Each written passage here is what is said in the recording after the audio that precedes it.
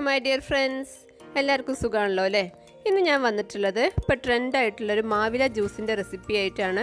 ഞാനൊന്ന് just try ചെയ്ത് നോക്കി. നല്ല ടേസ്റ്റിയാണ്, ശരിക്കും നല്ല ടേസ്റ്റിയാണ്. ഒന്ന് ട്രൈ ചെയ്ത് നോക്കുക എല്ലാവരും. ഇതിലേക്കാണ് ഞാൻ 2 വലിയ മാവിലയാണ് എടുത്തിട്ടുള്ളത്.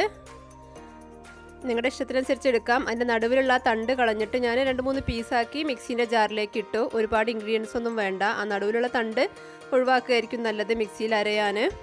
2-3 പീസാക്കി അങ്ങോട്ട് ഇട്ടു. അതിലേക്ക് ഒരു ചെറിയ കഷ്ണം ഇഞ്ചി ഇട്ട് കൊടുത്തിട്ടുണ്ട്.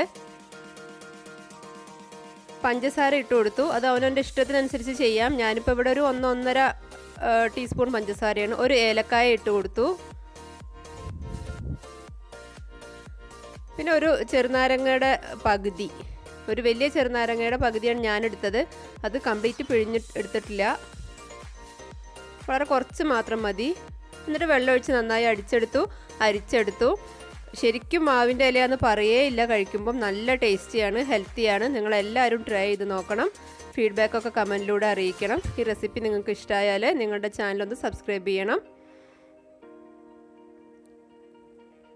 ട്രെൻഡി ആയതുകൊണ്ട് ഞാനത് ചെയ്ത് നോക്കിയതാണ്. നിങ്ങളും ട്രൈ ചെയ്ത് നോക്കുക. Thanks for watching. ബൈ.